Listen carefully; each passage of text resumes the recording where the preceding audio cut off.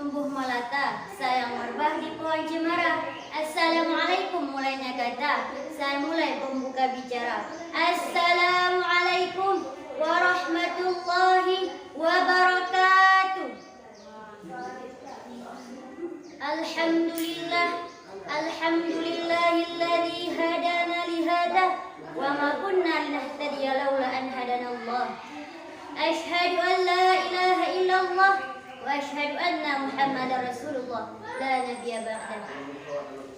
Qala Rasulullah sallallahu alaihi wasallam fil hadis, sinfani min ummati idza saluhan nasu idza fasadan nasu al-ulama wal umaru. Sadaqallahul azim. Masyarakat kaum muslimin yang dirahmati Allah, kita lihat bangunan ini di saat hujan pastinya tidak basah.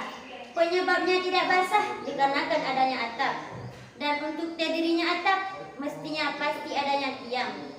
Begitu juga dengan dunia ini, tertegaknya dunia ini disebabkan adanya para ulama. Jika tidak dengan adanya ilmu para ulama, maka binasalah orang-orang yang bodoh. Dan jika tidak ada keadilan bagi orang-orang yang memegang kekuasaan, maka manusia akan memakan sesama manusia bagaikan serigala memakan domba.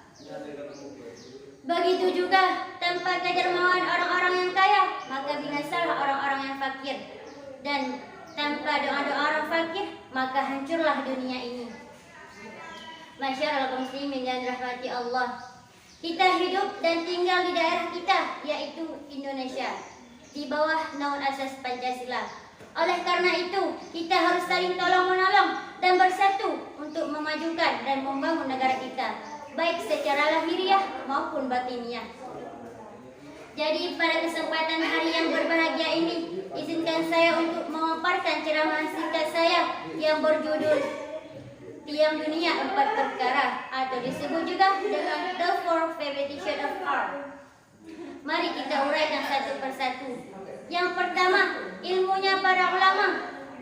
Para ulama mengajak kita untuk memeluk agama Islam dengan penuh keimanan dan ketakwaan. Dan para ulama dengan ilmu yang dimilikinya dapat menyinari hati seseorang bagaikan cahaya bulan purnama. Karena mengapa? Karena ulama adalah pewaris daripada segala-gala nabi. Seperti dalam sebuah lagu, ulama ginasih Rabbi, ulama waridin Nabi, ulama ngabang nanggro, betapa betahina. Yang kedua yaitu pemerintah yang adil, atau disebut juga dengan good government. Kita doakan semoga pemerintah kita selalu beradil kepada masyarakat yang di bawah pimpinannya dan selalu berada di jalan yang benar.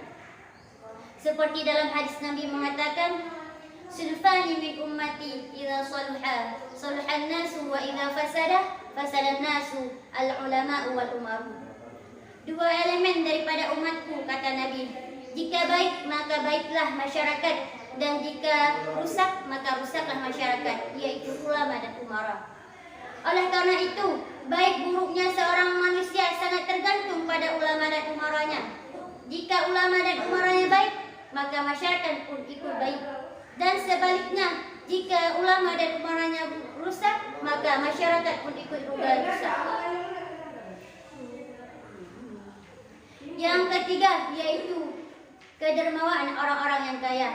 Bila seandainya kita dianugerahkan oleh Allah untuk menjadi seorang yang kaya, maka jangan kita sombong dan jangan lupa kita bersedekah kepada orang-orang yang miskin dan fakir. Dan jangan lupa kita memberi pertolongan kepada orang-orang yang membutuhkan. Dan yang keempat yaitu doa-doa orang fakir. Tanpa doa-doa orang fakir, maka binasalah dunia ini. Kita harus saling tolong-menolong bila seandainya ada salah seorang daripada kita yang membutuhkan pertolongan. Jadi, kesimpulan yang dapat disimpulkan pada pidato singkat saya yaitu tiang dunia empat perkara. Yang pertama, dengan ilmunya para ulama, dan yang kedua, pemerintah yang adil, dan yang ketiga, kedermawaan orang-orang yang kaya, dan yang keempat, doa-doa orang fakir. Saya akhiri dengan sebuah pantun, beli keripik makan di sawah, keripik dimakan jangan sampai jatuh. Wabillahi taufiq wal hidayah. Wassalamualaikum warahmatullahi wabarakatuh.